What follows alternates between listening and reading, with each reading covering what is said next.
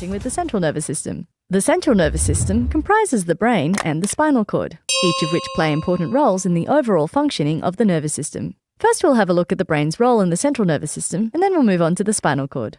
The brain is the master organ of the central nervous system. It coordinates the movement of our limbs, vital functions such as breathing and heart rate, as well as the release of hormones needed for processes such as growth. The brain is made up of 3 different parts. The cerebrum, which accounts for the largest part of the brain, and is made up of the right and left cerebral hemispheres. The cerebellum, which is Latin for the little brain, and sits posteriorly and a little below the cerebrum. And the brainstem, which is continuous with the spinal cord. Let's look at these 3 parts of the brain in more detail, starting with the cerebrum.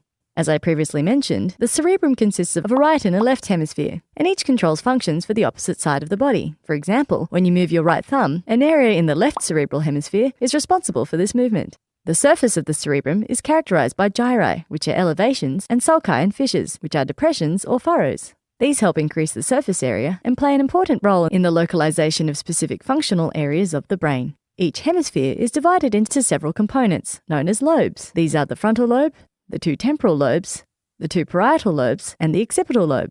Let's take a look at these lobes in a bit more detail. The first lobe we're going to be looking at is the frontal lobe. The frontal lobe contains the orbitofrontal cortex, which inhibits impulsive behaviors, the precentral gyrus, which is the primary motor cortex, and Broca's area, which allows us to produce speech and comprehend and process language. The temporal lobes contain the primary auditory cortex. They're also generally involved in the processing of sensory stimuli and therefore play an important role in hearing, language, and visual interpretation and storage. Where the temporal lobes meet the parietal lobes, we can find another important area called Wernicke's area, which is important in the understanding of written and spoken language. The somatosensory cortex can be found in this lobe as well. Finally, there's the occipital lobe, which is situated at the back of the head. It contains the primary visual cortex. Let's move on to the next part of the brain, the cerebellum, which we can see here highlighted in green on the dorsal aspect of the brainstem. If the cerebellum is damaged or dysfunctional, you may see the individual walk as if they're drunk, as the cerebellum is responsible for our balance and coordination, ensuring that our movements are nice and smooth. If we cut the brain in half, we can see the final part of the brain that we're going to talk about. The brainstem connects the brain to the spinal cord and is divided into 3 parts: the midbrain, the pons, and the medulla oblongata. The cell bodies of most of the cranial nerves that innervate the skin and the muscles of our face, head and neck are situated in the 3 parts of the brainstem. We'll have a closer look at the cranial nerves a little later on in this tutorial. We'll talk about the 3 parts of the brainstem in superior to inferior order, starting with the midbrain, which you can see here highlighted in green. The midbrain is associated with vision, hearing, arousal, the sleep-wake cycle, motor control, and thermoregulation.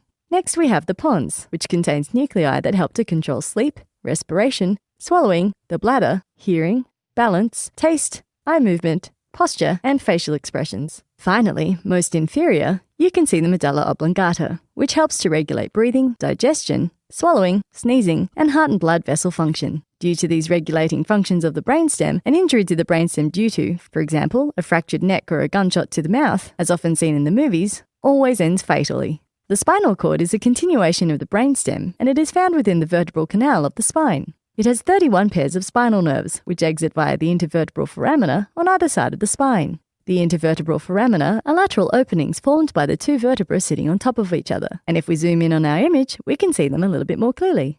Now that we're familiar with the central nervous system, let's move on to look at the peripheral nervous system. The peripheral nervous system refers to the nervous system outside of the central nervous system. Its main function is to carry information from the central nervous system to peripheral organs and tissues, such as muscles, skin, and sweat glands, and vice versa. The peripheral nervous system comprises the spinal nerves and the cranial nerves. An important part of the peripheral nervous system is the autonomic nervous system. The autonomic nervous system, also known as the ANS, is our unconscious nervous system. This part of the peripheral nervous system controls all the things in our body that function without us noticing it. It innervates glands, helps to dilate or constrict our blood vessels, and controls our digestive and pelvic organs, as well as our heart and lungs. Another part of the peripheral nervous system we should briefly mention is the somatic nervous system. The word somatic means relating to the body, and it explains the function of this system well. The nerves that supply our arms and legs, as well as our neck muscles and trunk, all originate from this system. As I just said, it is considered a part of the peripheral nervous system and is responsible for carrying sensory and motor information. Both cranial and spinal nerves contribute to the somatic nervous system. Let's now move on to discuss the 12 cranial nerves, which are, as I previously mentioned, part of the peripheral nervous system.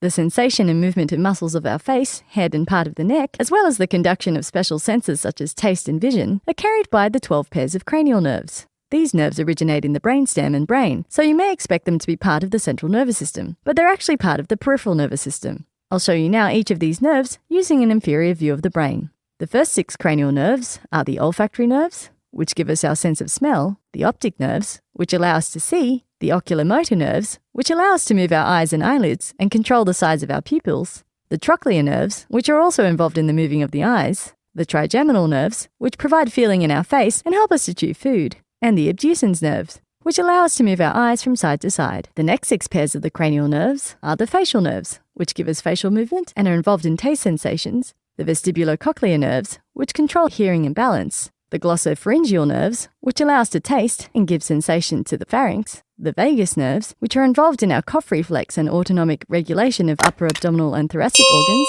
the accessory nerves, which innervate certain muscles like the trapezius muscles in the back, and finally the hypoglossal nerves, which innervate the muscles in the tongue. Since we've already looked at the nerves that innervate our face, head, and part of the neck, you might be wondering about the rest of our body.